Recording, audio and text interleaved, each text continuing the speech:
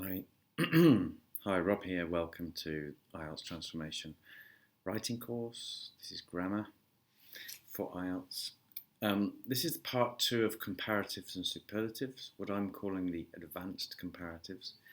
In part 1, we talked about the basics of comparing two people, places, or things, or comparing one with all, so comparatives and superlatives.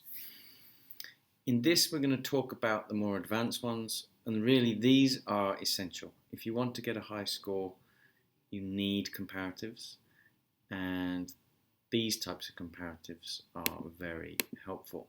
Just a quick reminder, comparatives are complex structures, which as you can see, you need for a 7 or more.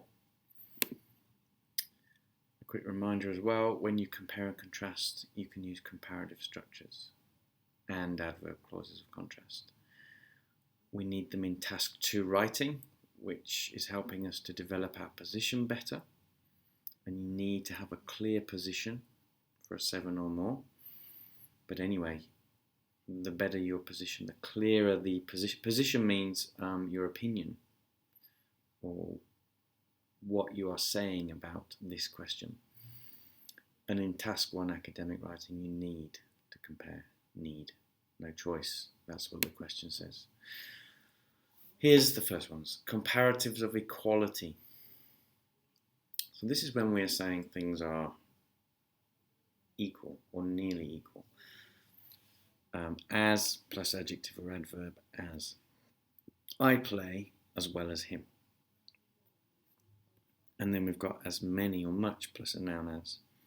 If there were as many part-time students as there were as many part-time students as full-time, then that means there are equal numbers. And my playing is equal to his playing. And then we've got the opposite, inequality. So not as, so not equal. Not as plus adjective adverb as. I don't play as well as her. Okay, so there's the not.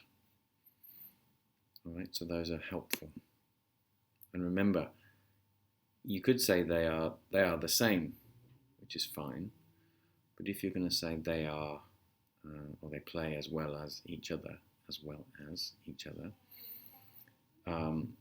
that's giving you a higher grammar score, isn't it?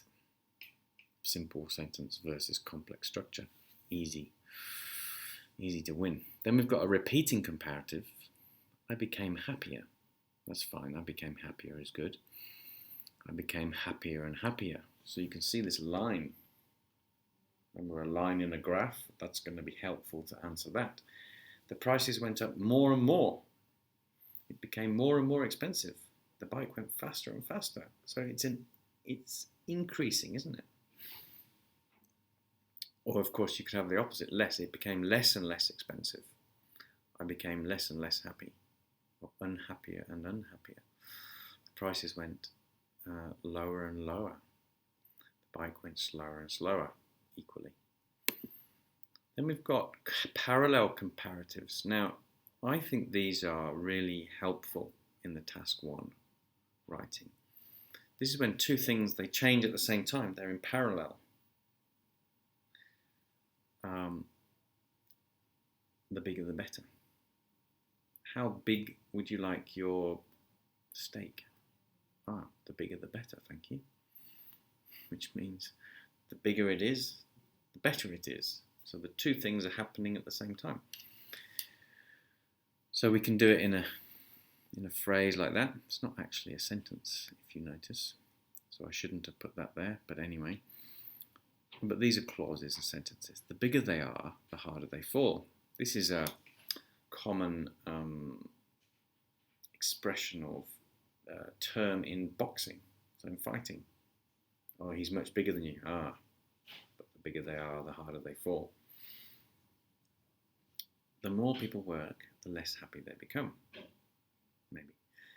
The more spoilt children are, the less respectful they become. It seems so. So, the plus a comparative, comma. Now you've got to get the comma. Okay. this is one of the only situations, I think maybe even the only situation where you can have subject, verb, comma. So this goes against what I told you before. But these are good, as I'm going to show you. Now, we can also modify comparatives. So we can say, all of these, A is taller than B, A is taller than D, B is taller than D, C is taller than D, blah, blah, blah, blah. But we need to be able to describe the difference better. So in the task 1 academic, you need to explain differences, but also how big are the differences? Much bigger? A little bit bigger? How much? So therefore, if we can do this in the task 1, we can be more accurate. So you need to learn how to do this, to modify comparatives.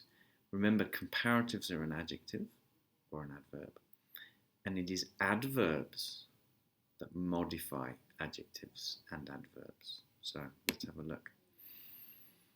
So we can say, as I said, that B is taller than D, but look, compare E. So E is much taller than D. He's a lot taller, far taller, a great deal taller. So can you see now that you can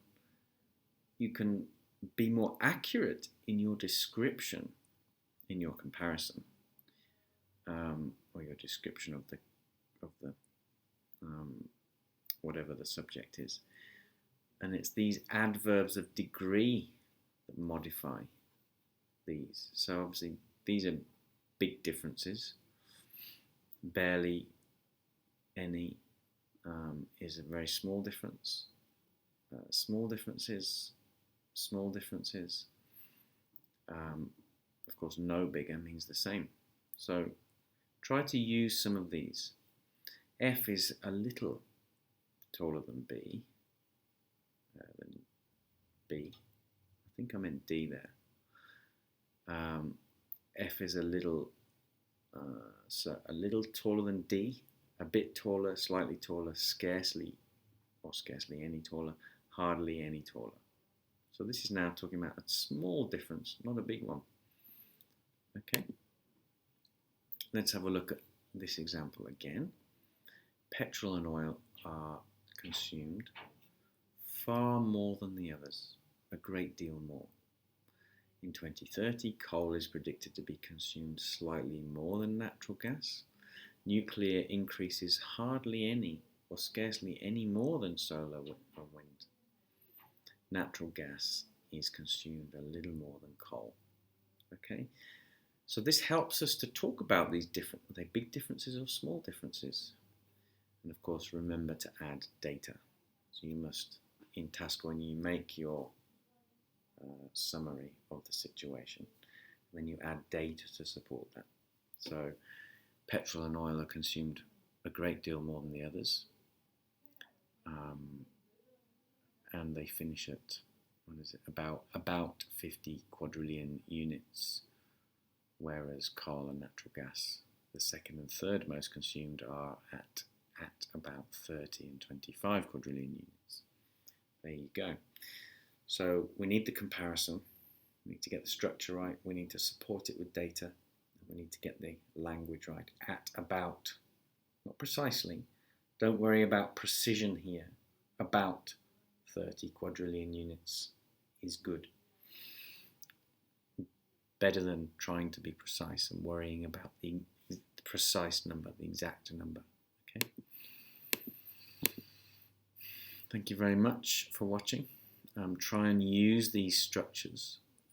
Try and implement them into your writing. Thank you for watching and have a great day.